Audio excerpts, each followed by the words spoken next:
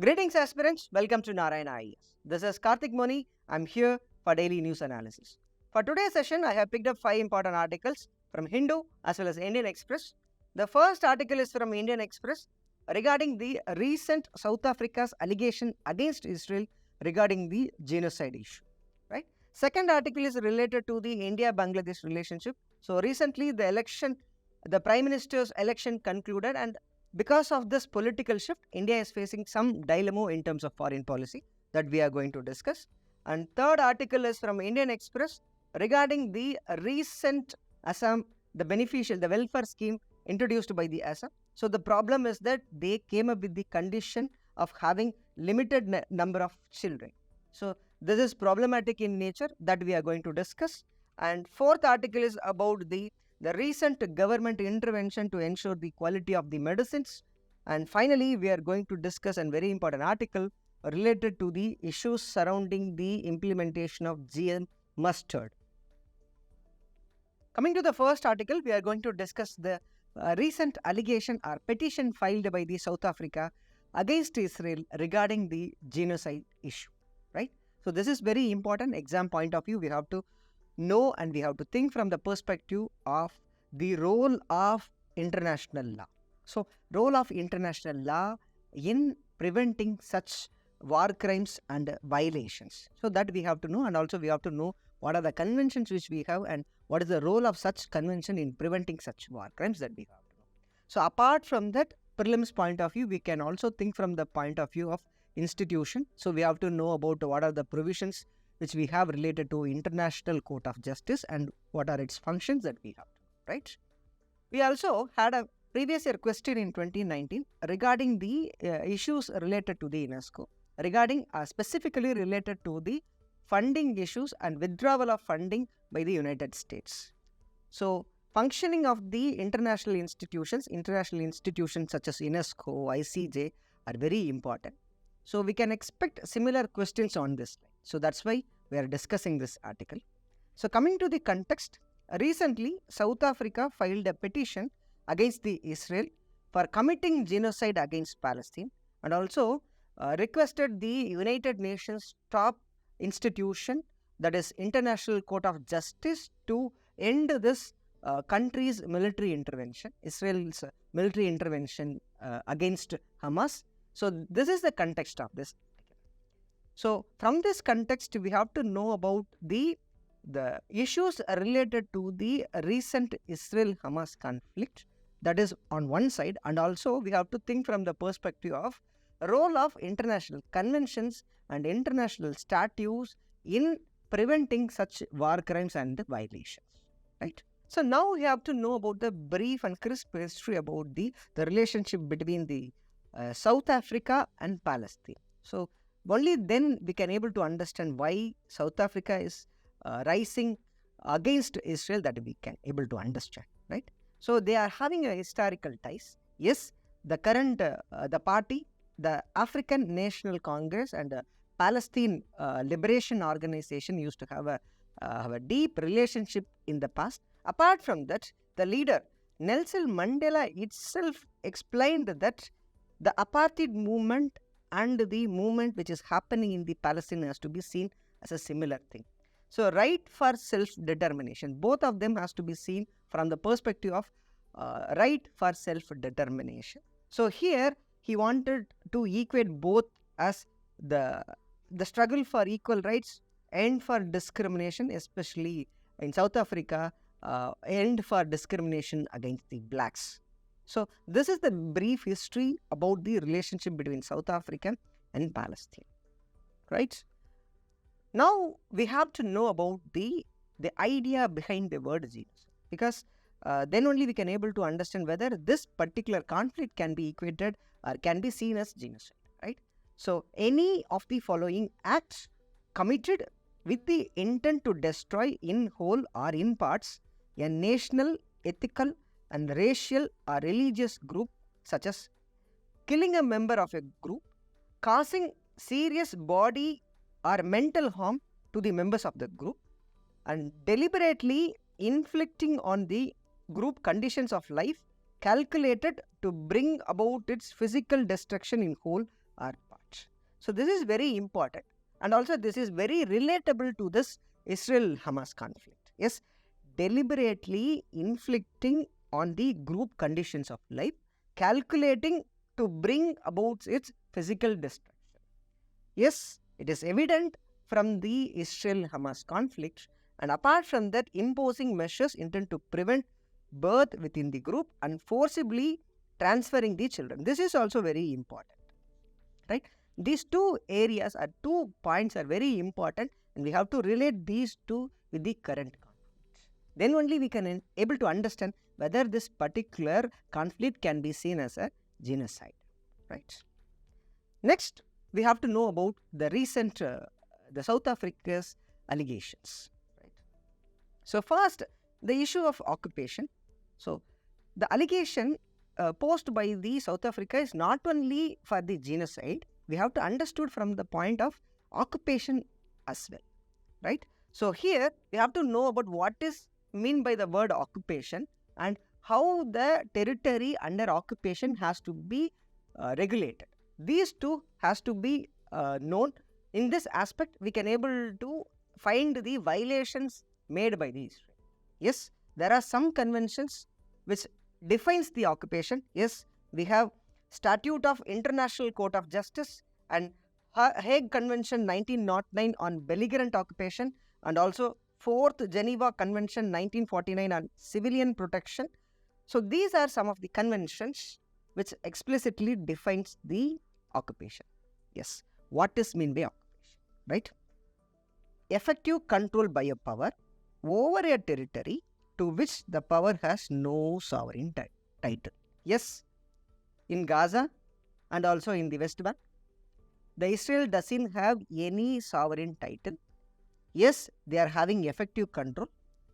So in this aspect, this has to be seen from the perspective that yes, it is the sign of occupation by the Israeli forces.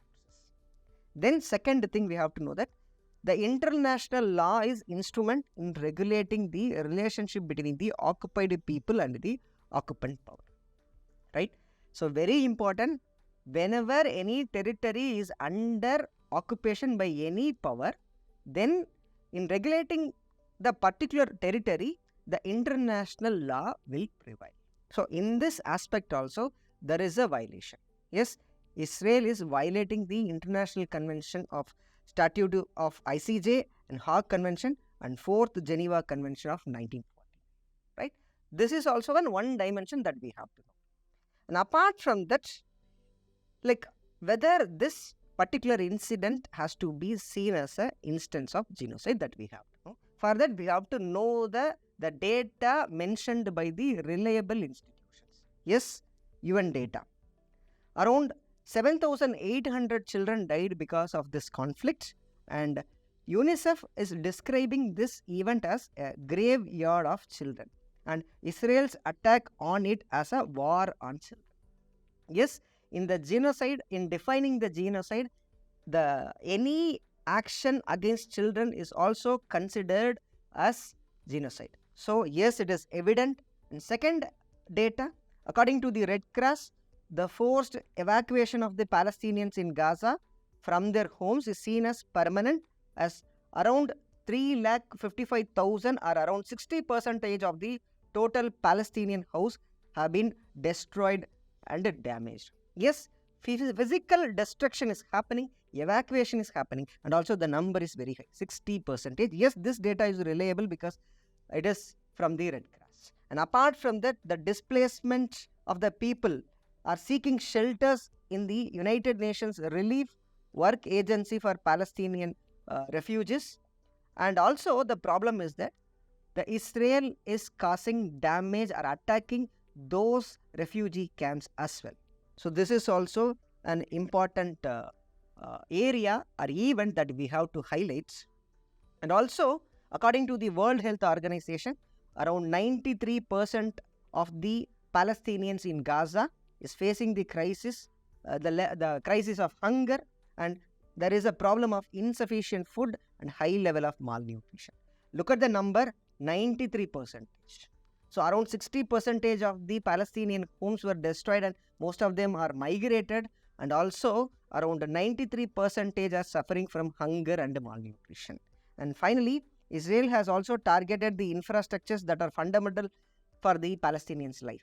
Yes, conditions of the lives are targeted or destroyed purposefully, right? So, such as courts, legislative buildings, libraries, educational facilities, centers for learning and culture, and places of worship. Yes, the damage is caused purposefully, right? So, by seeing the data of most reputed institutions itself showing that yes, this instance or this issue has to be seen from the genocide point of view, right? So now we have to know about the major issues. Yes, one is human rights violation and genocide, and applicability of the convention also we have to see. So yes, occupation is also a problem, and apart from that we are facing the human rights violation and also genocide, right? So for human rights violation, it is applicable only to the individual's point of view. In securing the human rights of the individual, we have the Convention of United Nations Declaration of Human Rights. And apart from that, there is another convention which is more relevant. We have the Convention on Prevention and Punishment of Crime of Genocide. So this is there. This second convention is very much related for this particular event. So based on the application of this second convention, there are two possible actions. So ICJ's orders has to be complied. Israel has to comply with the order given by the ICJ. Otherwise, the ICJ can report the issue to the UNSC. So in this aspect, for the violation of genocide conventions and the violation of human rights and also violation of occupation, the United Nations Security Council can intervene with the armed forces. Yes, non-intervention is one important ideal that is followed under United Nations Charter, but in this case, for the violation of the conventions, United Nations Security Council can direct for the armed intervention. So these are some of the possible actions based on the outcomes of ICJ. So now we have to think from the way forward point of view. Yes, the United Nations Charter itself explicitly mentioned that the international cooperation and use of collective measures is needed to ensure or to maintain the international peace and security. So this is very important, and hence United Nations have to demand for the immediate end of ongoing conflicts as an immediate measure, and also as a long-term measure we have to work for the meaningful discussion to implement the spirit of Oslo Accord between us, having a peaceful settlement between Israel and Palestine. And also we have to think from the India's role in establishing or in implementing the two-state solution to bring the peace between the Israel and Palestine. So next we have another important article in the international relationship. So here this article talks about the recent electoral outcomes in Bangladesh and the consequent dilemma which is created in the India's foreign policy. So exam point of view, we have to think from the perspective of India and its neighborhood. So that is very important. And apart from that, we have to think from the perspective of the extent or the role of democratic values in the India's foreign policy. So that we have to think. We had some previous year questions in 2013 and 2014. In 2013, there was a question related to the post-independence consolidation point of view. So liberation of Bangladesh point of view, there was a question. And apart from that, in 2014, there was a question related to the international relations. So how the diverse nature of India as a multi-religious and multi-ethnic society is not immune to impacts of radicalism, which is seen in her neighborhood. So we are also expecting similar questions in the upcoming examination. That's why we are discussing this topic. So coming to the context, recently the elections in the Bangladesh had concluded, and the Awami League headed by the Sheikh Hasina has won the election, and she became the Prime Minister of Bangladesh. So this was acknowledged by the India as well as China and Russia. But there is a problem. The election was highly criticized because the opposition party, that is Bangladesh National Party, was not contested, and also it is also questioned for the credibility of the election process itself. So now there is a question, the dilemma had created in front of India that for the allegation of double standards. Yes, internally we are supporting or aspiring for the democracy. We are giving more importance to the value of democracy that is there. And in the outside aspect, in the bilateral relationship aspect, we are upholding or we are giving recognition to the autocratic government. So this double standard allegation is possible, and it is also posing a dilemma in front of India how to tackle this problem. So this is the context of this article. So now we have to know about the brief background about the bilateral relationship between India and Bangladesh. Two things I have to highlight. So current relationship is also good, and also we are also connected in a historical aspect and also cultural aspect in the previous decades. So yes, historically it is deep. Why? Because India and Bangladesh is connected, because India's role is very much important for the liberation of Bangladesh in 1970s. That is there. And apart from that, culturally both the nations share the common culture, because we were a part of one common entity in the historical past. So that is the first dimension that we have to highlight. And apart from that, currently the relationship is very strong. We are having a very close relationship in terms of economy, and also very close relationship in terms of security and safety related cooperations. So these are the two dimensions. Yes, historically it is good, and currently the relationship is also good, right? But it is not free from problems. That also we have to highlight. Yes, we are facing problem in terms of water sharing, and also there are some disagreements in having a peaceful settlement in terms of border. It was there, but we are working on it to resolve such disputes. So this is the brief history about the bilateral relationship between India and Bangladesh. So now we have to know about India's democratic dilemma amidst Bangladesh political shift. So first aspect is the expectation of consistency. So consistency in terms of the values which we are upholding internally, and also the values which we are expecting from the neighborhood nations is very important. It should be consistent. But as of now, India is getting criticism that it is expressing the contrasting ideas. Yes, country itself a large democracy, and it is upholding and it is aspiring for the democratic values, but now it is supporting the autocratic government in Bangladesh. So expression of contrasting ideologies is possible here. In this aspect, India can face allegation that it is expressing the double standards. That is possible. And also, there is a possibility that in the global arena, India can face criticism for expressing this contrasting ideologies. So previously, like we can able to see that such kind of difference or contrasting ideology can be expressed by the United Nations. That is there. And apart from that, most importantly, there is a rise of anti-India sentiment within the Bangladesh. So these are the issues that we have to consider. And apart from that, now we have to know about the reason behind India's stance. Yes, India is supporting the Awami League, and we have to know the rationale behind why India is supporting. So these are some major areas which we have to highlight. The first aspect is security and stability. Yes, the government under Sheikh Hasina, that is Awami League government, is showing more interest in ensuring the safety and stability in the region. Yes, recent initiatives within the Bangladesh to crack down anti-India militant groups is one such best example to show that the Awami League government is taking more efforts which is favorable for India. That is one aspect. Second aspect, economic interest. The relationship, that is economic relationship between both the countries is favorable in nature, right? So India-Bangladesh bilateral trade agreement boosted the trade between the nations. This is also another dimension that we have to highlight. And most importantly, geopolitical point. This is very important. So having a close relationship between the India and Bangladesh is very much important to establish or to have a counterbalance to tackle the intervention of China in the South Asian region.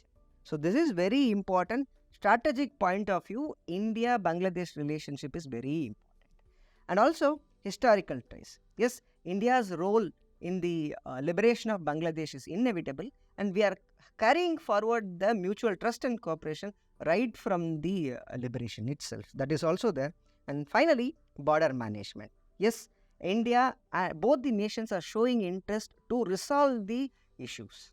So this is perceptible from the successful implementation of land boundary agreements in 2015, right? So these are the few areas, the few reasons why India is supporting the Awami League government, because they are showing interest with the India to have a close relationship to address the existing challenges. So in this aspect, it is very important. So now we have to think from the perspective what has to be done. Yes, some revisit in the aspects of engagement in terms of policy, in terms of values, some changes are needed. So here, first aspect, yes, strategic policy reassessment. Yes, India has to address the lacunae within the neighborhood policy. So practical considerations, so issues within the neighborhood policies, the challenges to ensure the neighborhood policy that has to be revisited from the practical point of view. That is first aspect. Second aspect, championing the democratic process. Yes, so values are important, and ensuring such values in the bilateral relationship is also very important. So in this aspect, India has to revisit its foreign policy by including or ensuring the consistency in ensuring the basic fundamental values. And finally, engagement. Yes, engagement also India have to make drastic changes. As of now, India is concentrating or having a relationship only with one government or one party. This is problematic in nature. India, within the Bangladesh, they have to diversify its relationship. In this aspect, like the India can reduce the anti-India sentiments within the Bangladesh. So these are some areas in terms of values, in terms of policy, in terms of engagement we have. So next we are going to discuss about an article related to the welfare measure introduced by the Assam government. Yes, it is good, but the problem is that there is a concern that there is a conditionality associated with this particular scheme, that there is a condition that there is a number of children to avail this particular benefits, right? This is the problem, this is a concern. So exam point of view, we have to think from the perspective of how to design the population policies. So this is very important because the problem of demography or the burgeoning population, increasing population is a problem of India. So this topic is very important for the UPSC exam. So coming to the context, so new financial support scheme for rural women entrepreneurs, namely Mukhya Mantri Mahila Udayamitra Abhiyan, was introduced by the Assam government with few conditions like cap on number of children. Yes, this is a welfare or benefit measure targeting the entrepreneurship in among the rural women, that is there, but there is a problem of having a condition that cap on number of children. So coming into the details of the particular benefit measure, so the objective is that to help women who are part of self-help groups in rural areas into the micro entrepreneurship. They'll give financial aid to such women, rural women, for their entrepreneurship. So this is the main idea, but look at the conditionalities. So women from general and OBC category, they should not have children more than 3, and for SC STs, it should not be more than 4. So first condition. Second condition, if they have a girl child, then the child has to be enrolled in the school, and also they wanted to have some undertaking from the girl child, and also tree planted under the Amrit Vriksha Andolan should be still surviving for a year. So these are some of the conditionalities associated with this particular program. Now we have to know about the issues surrounding this particular conditionalities. So first aspect, confusion in the aspiration. So here they are combining several aspirations. Environmental aspiration is there, yes, tree planting, and also social aspirations such as empowering the rural women through rural entrepreneurship, and also demographic aspiration that you should not have children more than 3 or more than 4. There is a confusion in terms of aspiration. Second aspect, the confusion are reintroducing the policy of population control. So here the population policies has to be guided by the National Population Policy 2000. So in that explicitly mentioned that the population measures, the demography related measures should be democratic in nature and it should not authoritarian in nature, right? Here they wanted the population management, sustaining the population rather than controlling the population, which means forced measures should not be taken to manage the population. This is the important aspiration and substantial issue that we have to consider. Yes, democratic control or democratic management of the population is very much important, because we learned from the southern states the management of the population, the birth control is happened because of the developmental measures, not because of the forced sterilization or any other control measures, right? So here this kind of conditionalities is giving an idea that we are going back to the 1970s population control measures, right? So this is very important and very important issue in having cap on number of children as one conditionality for availing the benefits, and also irrational elimination, right? So here there is a possibility that one particular section, those who are marginal and vulnerable, especially scheduled caste and scheduled tribe population, will get eliminated because of this condition, right? And apart from that, those who are already in the large family will not get benefited. So this irrational elimination is there. And apart from that, we have to think from the perspective of basis for the welfare schemes. So the basis should be socio-economic backwardness rather than the demography or size of the family, because these are underlying factors which, like, this is the underlying reason why we are having benefit measures, right? So this is also an important area that we have to consider. And finally, the possibility of gender pressure. Yes, we can expect that the possibility of increasing or forcing the women to undergo forced sterilization measures, this is possible, and it will go against the rights of the women. And finally, in order to enhance the society, in order to enhance the socio-economic status of your society, or in order to enhance the rural entrepreneurship, we need to have a targeted approach, and also for the demographic aspect or population policies, it should be holistic in nature and it should be democratic in nature. Development should be the contraceptive rather than the forced containment. So next we have an article related to the recent government intervention in ensuring the quality of medicines in India.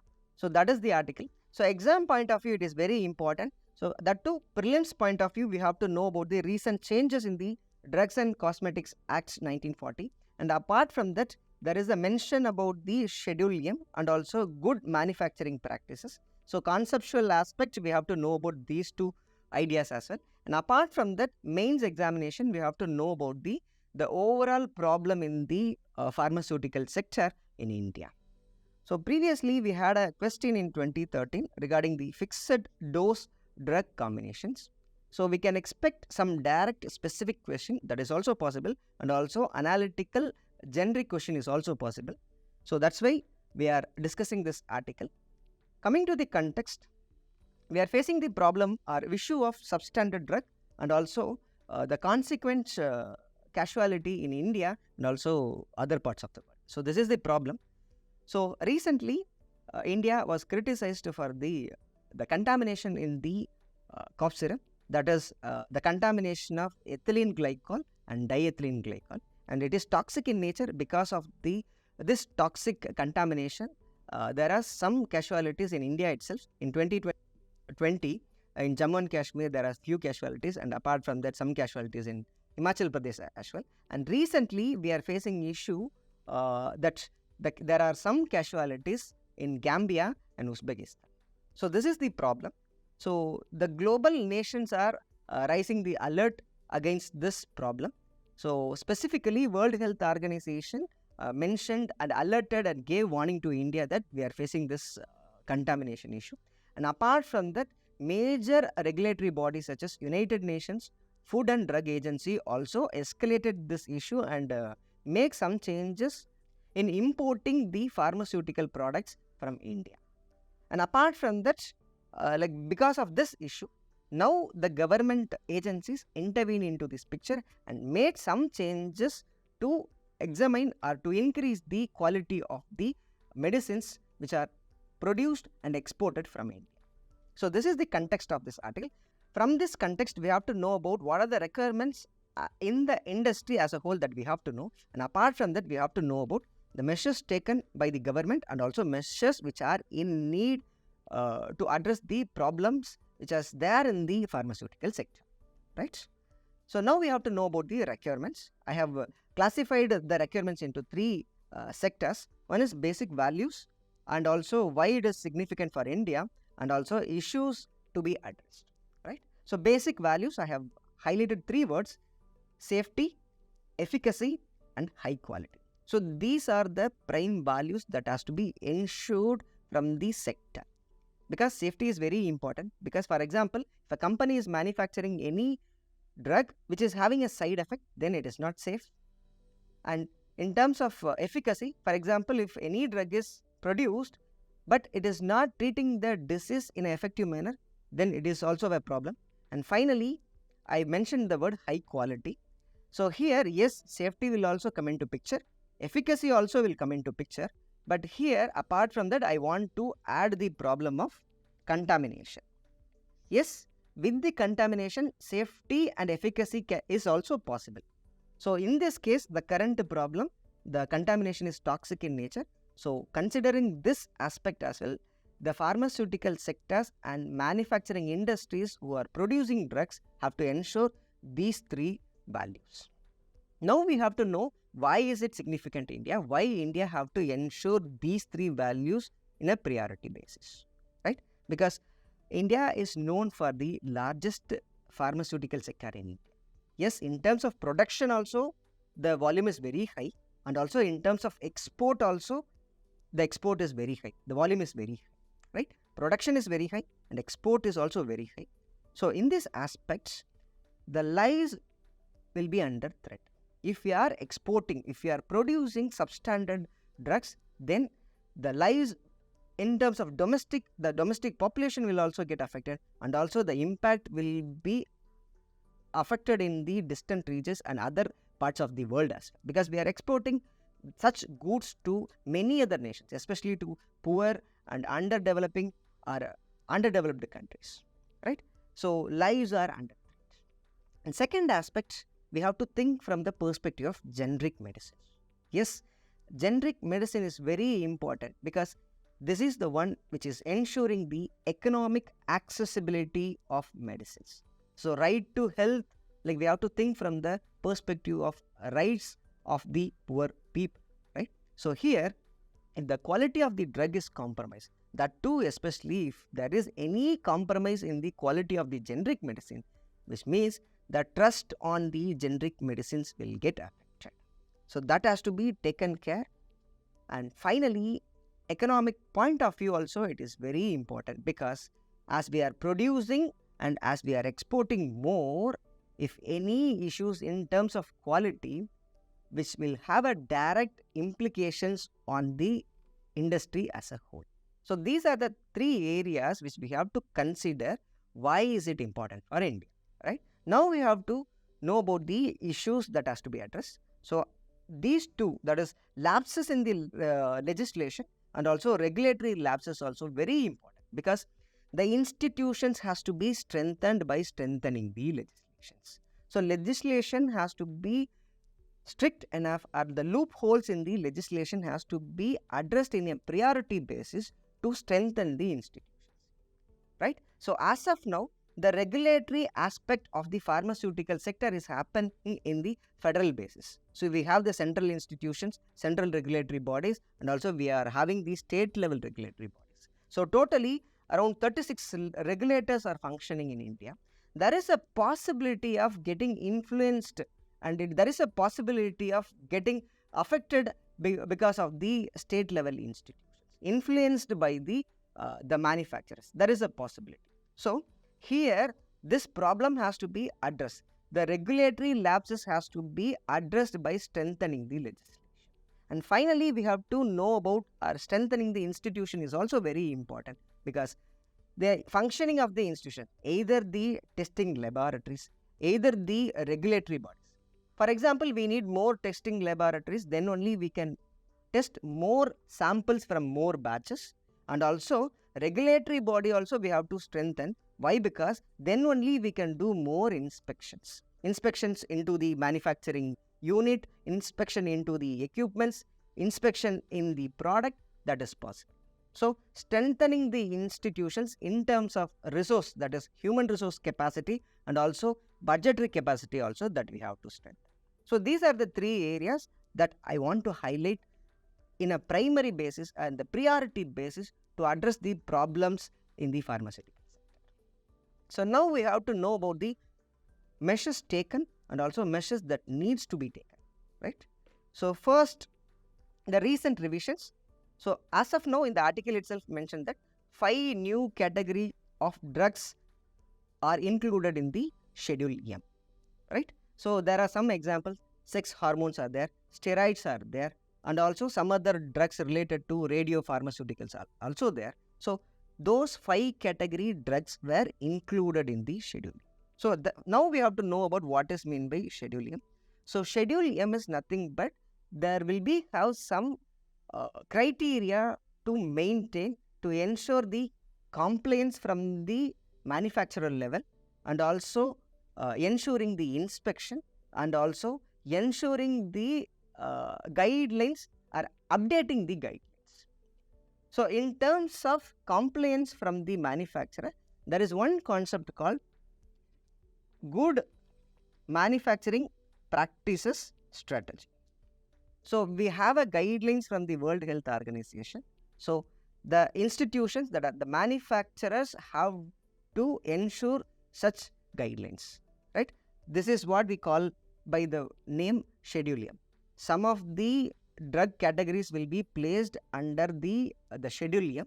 So, the companies, the institutions which are producing those drugs have to do the compliance with the good manufacturing practices, and also regulatory bodies have to do the inspection, and also they have to update the revised guidelines as well. So, this is what we call by the word placing the drugs into the Schedule M category.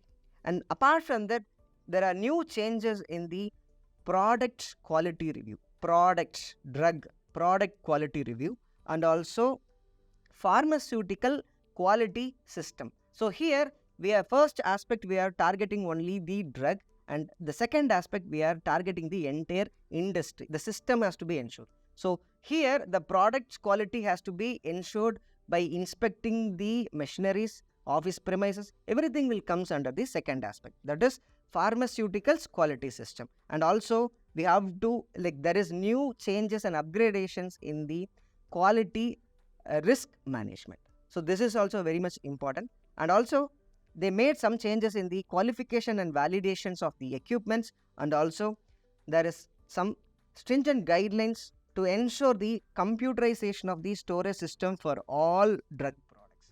This is very important because manual handling of drugs or manual handling of drug storage, there is a possibility of contamination, right? This is also very important. And most importantly, in the guidelines itself explicitly mentioned that manufacturers have to take the responsibility in ensuring the safety, efficacy, and high quality. So, self-audit requirements are also there, and also stringent actions, the testing of the goods, the sampling of goods in all the batches also required before bringing or putting any drug into the market. So, these are the revisions made by the government recently. So, apart from that, the guidelines also explicitly mentioned that the manufacturer have to take the responsibility of ensuring the safety, efficacy, and high quality, right? And also there is some stringent provisions are there. Before bringing any drug into the market, the stringent testing and validation of all batches has to be done. So that is also there. So apart from that, we also need some measures that has to be taken on the priority basis. One is centralization. So centralization of the regulatory bodies. As of now, the regulation is happening by the 36 regulators. So this has to be addressed, and the powers has to be transferred to the central agency, and the federal split should not be there. So centralization is very much important to ensure the quality of the licensing and also to ensure the quality of testing. In this aspect, we can ensure the quality of the drugs, right? Next, transparency. Yes, transparency is very important because this kind of transparent mechanism is there in many nations. For example, in United States, like the Food and Drug Agency is making the reports public, so that it is making more accountability of the manufacturer, accountability of the regulator is also increased. So they have to publish the actual testing reports, drug reviews, and also they have to make the violations public, and also they have to bring the previous drug failures to the public, right? And apart from that, we have to give the punishment. The punishment has to be stringent for the violation, for the breach of law, for the non-compliance of the statutes. Then we have to give the stringent punishment, and apart from that, we have to think from the compensation to the victims as well. For all those changes, we need to make reforms, changes, updations in the legislation. So we have to make changes in the Drug and Cosmetics Act 1940. Next, we have an article related to the genetically modified mustard crop. So exam point of view, it is very important. We can expect some prelims questions related to the facts related to the genetically modified crops. That is possible. And also mains point of view, we have to know about the regulations regarding the genetically modified crops and also challenges regarding this issue, right? Previously, we had a question related to this particular topic. In 2012, there was a question related to the BT brinjal. In that question, they asked about the factual details related to the BT brinjal. So we can also expect similar questions in the prelims examination, and so analytical question is also possible in the mains examination. So that's why we are discussing this article. Coming to the context, recently the Supreme Court has raised queries regarding the approval of transgenic mustard hybrid, that is DMH11, for the environmental release. And also specifically they questioned that whether the apex regulatory body, that is Genetic Engineering Appraisal Committee, whether it considered the reports given by the court-appointed Technical Experts Committee on Biosafety. So this is the context of this article. From this context, we have to know about the genetically modified crops in India and also regulations related to genetical modification, and also we have to know about the concerns. So coming to the genetically modified crops in India, so till now only one genetically modified crop was introduced. So commercially, there is only one crop, that is BT cotton, that is available for the commercial production. And it is significant because by 2014, around 96% of the India's total cotton cultivation was done by the BT cotton. Yes, it is significant, and it is significantly reducing the impact of bollworm attack on cotton crop. So it is significant, and it was introduced in 2002-3, right? So apart from that, like we tried with the food crop, that is BT brinjal, the approval for the environmental release was given, but because of the opposition from the public, that was recalled. Now we are trying with the genetically modified mustard, right? So in this, like this particular variety was developed by Delhi University by having a crossing of two different varieties, that is Varuna and early Hera 2. Because here we are using the word cross because mustard is a self-pollinating crop. So that the artificial cross-pollination is needed. That's why they mentioned the word cross. And apart from that, in the genetical modification, they have included the gene of two soil bacteria, that is Barnes and Bast, right? So made hybrid by crossing two varieties, and also made genetically modified by introducing the genes from the soil bacteria. So this is the crisp brief history about the genetically modified crops in India. So now coming to the regulatory framework, we have to know about the legislations and the guidelines on one hand, and also we have to know about the institutions, right? So coming to the acts and rules, there are 6 important rules that regulates the genetically modified crops in India. One is Environment Protection Act 1986 and Biological Diversity Act 2002 and the Plants Quarantine Order 2003, genetically modified policy under Foreign Trade Policy and Food Safety and Standard Rules 2006, and finally Drugs and Cosmetics Rule. So very important, there is a possibility that we can expect this point in a prelims examination, but there might be a confusion that whether this rule will applicable or not. There is a possibility that the students might get confused. Yes, exam point of view also it is important. 6 legislations and rules. So this is from the acts and legislations point of view. So next, institution point of view, Ministry of Environment is a nodal agency. It will regulate the genetically modified crops under Environmental Protection Act 1986, right? Apart from that, as a regulatory body, Genetic Engineering Appraisal Committee will work under the Ministry of Environment. So here they will regulate the import, export, transport, manufacture and use and sale of genetically modified objects, right? So and apart from that, there is another additional oversight body under FSSAI. The Food Safety and Standards Authority of India regulates genetically modified foods under Food Safety and Standards Act 2006, right?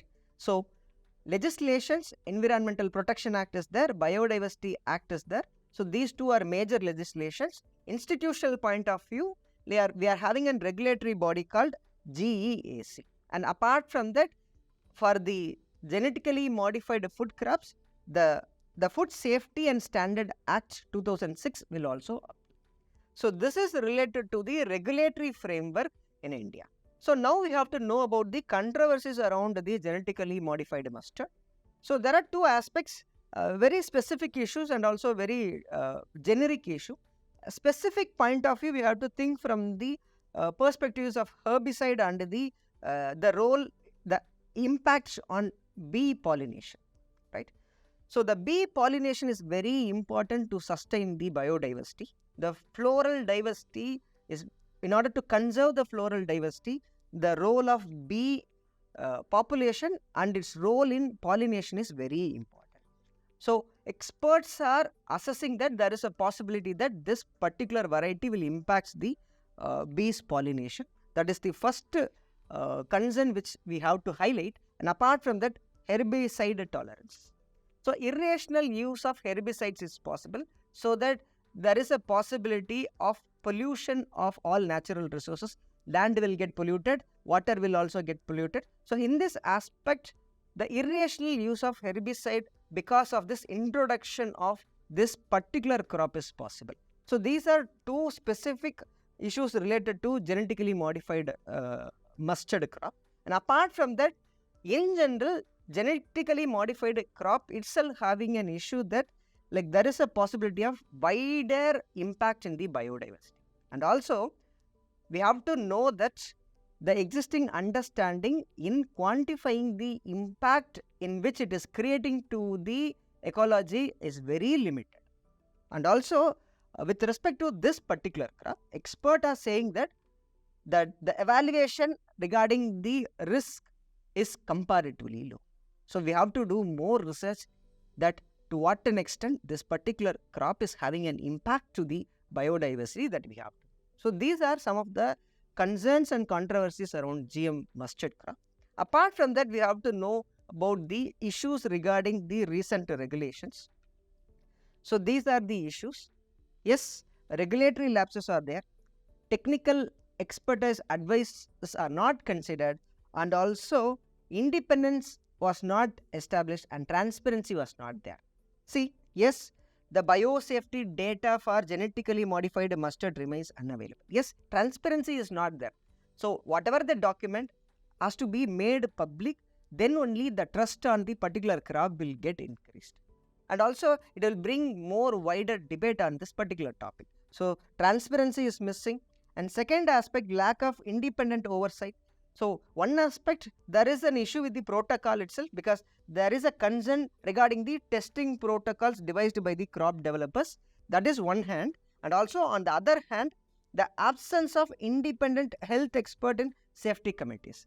Yes, then only the influence will get affected. Independent oversight is very important to ensure the trust and ensure the credibility of particular report. So, that is also missing.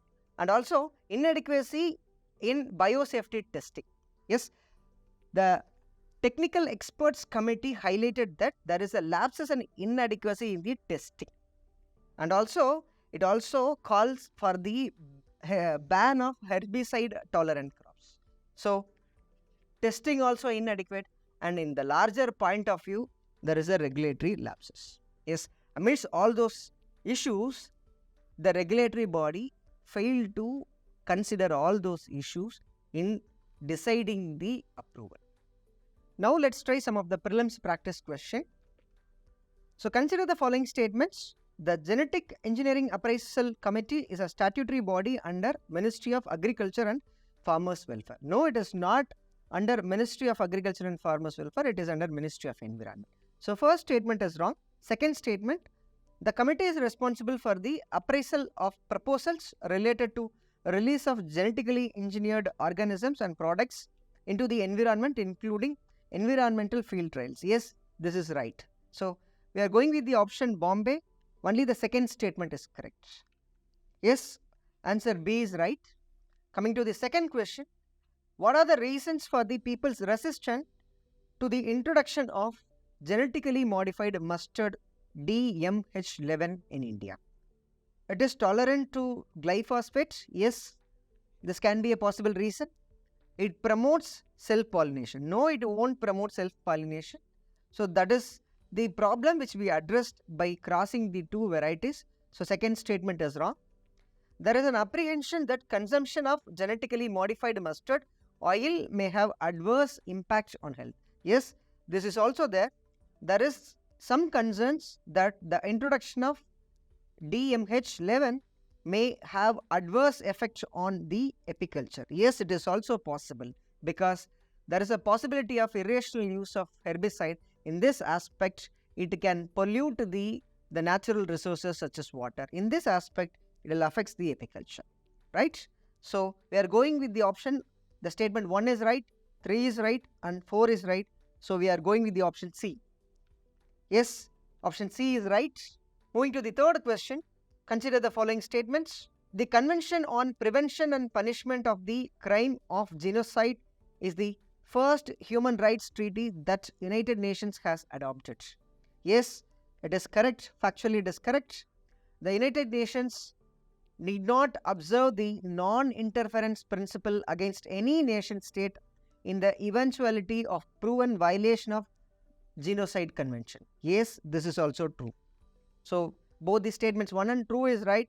So, we are going with the option C, both of the above, right? Yes, option C is correct. Coming to the fourth question, consider the following statements. Schedule M of Drugs and Cosmetics Act 1940 prescribed the good manufacturing practices of pharmaceutical products. In India, yes, it is right. First statement is right. In India, the Central Drug Standard Control Organization is responsible for setting standards for the drugs. Yes, it is true. Central Drug Standard Control Organization comes under the Department of Pharmaceuticals under Ministry of Chemicals and Fertilizer. No, it is wrong. It is under Health Ministry. So, third statement is wrong. So, we are going with the option C, 1 and 2. Yes, answer C is correct. So, fifth question, consider the following statements on population policy in India.